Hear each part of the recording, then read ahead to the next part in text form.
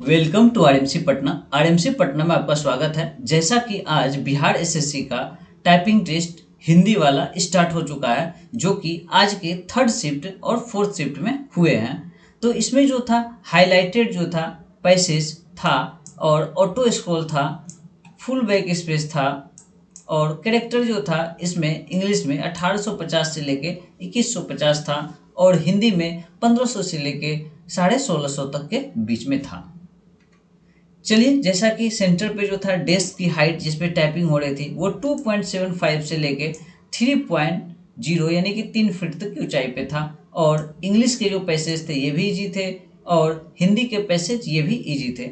Generally ये सारी चीज़ तो यहाँ तक ठीक है, लेकिन इसके बाद देखिए इशू जो था वो कीबोर्ड का था। 50% प्लस स्टूडेंटों का ऐसा मानना है कि उसे जो कीबोर्ड दिया गया था वो खराब था। ठीक है, और कीबोर्ड जो था जाम था, कीबोर्ड वर्क नहीं कर रहा था प्रॉपरली। ठीक है, तो आप लोगों को इसके खिलाफ कंप्लेन करनी चाहिए। ठीक है, जैसा कि सेंटर पे कंप्लेन किया गया तो वहाँ पे इन्विजिलेटर जो था वो इसे नकार दिए कि जो भी कीबोर्ड आपको मिला है इसी पे टाइप करना है और यह बिहार एसएससी के द्वारा चेक किया गया है। ठीक है, अब बिहार एसएससी वाले चेक किए हैं कैसे ये तो मुझे नहीं पता, या सेंटर वाले कैसे चेक किए ये मुझे नहीं पता।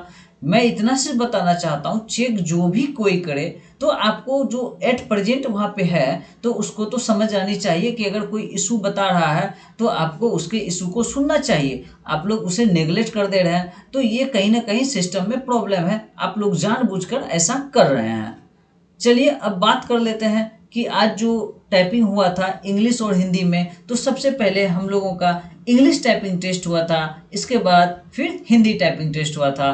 तो चलिए हम लोग एक एक चीज़ समझते हैं कि इसे किया कैसे गया था। सबसे पहले इंग्लिश का मॉक टेस्ट 2 मिनट का हुआ था, इसके बाद 10 मिनट का रेस्ट था, फिर इंग्लिश का एक्चुअल पैसेज जो था ये 10 मिनट का टाइप करना था और यही जो है इंग्लिश का जो 10 मिनट का टाइपिंग है इसी का स्पीड पे आपका रिजल्ट बनेगा। फिर ये समाप्त होने के बाद जो था 5 मिनट का गैप दिया गया था। ठीक है, यहाँ पे 5 मिनट का गैप दिया। 5 मिनट गैप देने के बाद फिर हिंदी का मॉक ड्रिल टेस्ट जो है वो 2 मिनट का स्टार्ट हुआ। फिर अगेन जो था 10 मिनट का रेस्ट दिया गया। फिर एक्चुअल हिंदी टाइपिंग पैसेज जो था वो स्टार्ट हो गया जो कि 10 मिनट का था। यहाँ तक तो सारा समस्या कोई नहीं था, लेकिन अब आपको समझना है कि देखिए क्या क्या इशू आया है। जैसे कीबोर्ड में समस्या होने के बाद भी बहुत बार स्टूडेंटों के द्वारा बोला गया कि कीबोर्ड प्लीज़ बदल दिया जाए। बहुत सारे स्टूडेंट बोले, इनमें से किसी किसी जो स्टूडेंट थे उनका कीबोर्ड बदला, लेकिन उनको भी किसी को और भी खराब कीबोर्ड मिल गया या किसी को जैसा कीबोर्ड पहले था वैसा ही कीबोर्ड मिल गया। ठीक है, तो देखिए यहाँ पे कीबोर्ड बदलने को लेकर के आप बात को समझिए। मान लिया जाए कि किसी का 2 मिनट का मॉक ड्रिल टेस्ट है, उसे कीबोर्ड बदलने के बोला गया, मॉक ड्रिल टेस्ट में कीबोर्ड बदला गया, कीबोर्ड बदला गया।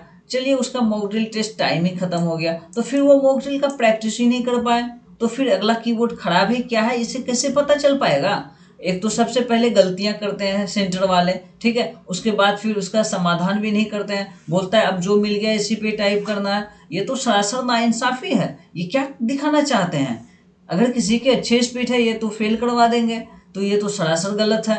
तो इसके खिलाफ जो है स्टूडेंट को बिहार एसएससी ऑफिस में जाके लिखित कंप्लेन करनी चाहिए और उसे बोलना चाहिए कि जो भी आपकी सीसीटीवी फुटेज है उसे दिखाया जाए। अगर मैं गलत हूँ तो मेरे खिलाफ कार्रवाई भी कर सकते हैं आप, लेकिन अगर सेंटर वाले गलत है तो आप उसके खिलाफ कार्रवाई भी करें और हम लोगों का रीटाइपिंग भी कंडक्ट करवाएं। अब देखिए नेक्स्ट बात कर लेते हैं इन्विजिलेटर का उग्र व्यवहार। इन्विजिलेटर वहाँ पे उग्र व्यवहार करने जाते हैं या एग्जाम कंडक्ट करवाने जाते हैं? अगर समस्या है तभी तो कोई बोल रहा है, तो आपको ये चीज़ समझना चाहिए। अगर आप एक इन्विजिलेटर हैं तो आपके व्यवहार में जो थी नम्रता होनी चाहिए, विनम्रता होनी चाहिए, न कि आपको उग्र होना चाहिए। ठीक है, चलिए और एक इशू देखते हैं, टाइम से पहले सबमिट हो जाना। बहुत सारे स्टूडेंट का कंप्लेन आया कि उनके 5 मिनट में, 8 मिनट में, 7 मिनट में सबमिट हो गए, उनको 10 मिनट मिला ही नहीं। ठीक है, चलिए और एक समस्या देख लेते हैं। हिंदी में पैराग्राफ ओपन हुआ है लेकिन टाइप करने तो इंग्लिश टाइप हो रहा है। ये भी टेक्निकल इशू है। पता चला इसमें 2 से 3 मिनट इंग्लिश टाइप करने में, प्रॉब्लम सॉल्व होने में लग गया, फिर से उसके सिस्टम को डंप कर दिया गया, शट डाउन कर दिया गया, फिर से जो उसको टाइम मिला 7 से 8 ही मिनट मिला। अरे 10 मिनट की जगह 7 से 8 मिनट मिल रहा। ऐसा क्यों? अगर आपके सिस्टम में प्रॉब्लम है या खामी है तो आप फिर से रिस्टार्ट कीजिए, फिर से कोई नया पैसेज दीजिए, फिर से टाइम 10 मिनट का सेट कीजिए। ये क्या है? मतलब ये सरासर गलत है। ठीक है। और बिहार कर्मचारी जो थे यहाँ एसएससी के, बिहार एसएससी के जो कर्मचारी है, ये लोग जब कंप्लेन करने गए स्टूडेंट, तो बिहार कर्मचारी चयन आयोग के जो थे वहाँ पे 2-4 पुलिस वाले उसे अंदर नहीं जाने दे रहे थे, और जिन्होंने कंप्लेन करने के लिए दिया तो उसके पर्ची को फेंक दिया जा रहा था। नहीं रिसीविंग दिया गया, बोला गया 10 से 15 मिनट वेट कीजिए आपको रिसीविंग दिया जाएगा, वहाँ भी नहीं लिया। क्या है ये सरासर नाइंसाफी नहीं तो और क्या है? ये सिलेक्शन करना चाहते हैं कि ये सिलेक्शन नहीं करना चाहते हैं? क्या करना चाहते हैं ये समझ में नहीं आ रहा।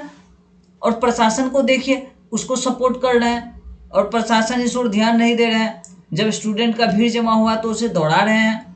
मतलब क्या चाहते हैं ये लोग, तो मुझे कुछ समझ नहीं आ रहा। तो मैं यही कहूँगा, अगर बिहार कर्मचारी चयन आयोग जो है, आप अधिक से अधिक स्टूडेंट लोग जाएं और वहाँ पे लिखित कंप्लेन दें, और जब तक आपको रिसीविंग नहीं दिया जाए तब तक आप लोग वहाँ पे डटे रहिए। ठीक है। और रिसीविंग मिलने के साथ साथ आप उसे बोलिए कि हमारा रीटाइपिंग कंडक्ट करवाया जाए, रीटाइपिंग कंडक्ट करवाया जाए, इस बात को आप लोग रखिए। अगर उसके बाद भी अगर बिहार एसएससी वाले नहीं सुनते हैं, तब आपके पास लास्ट ऑप्शन होगा हाई कोर्ट जाने का।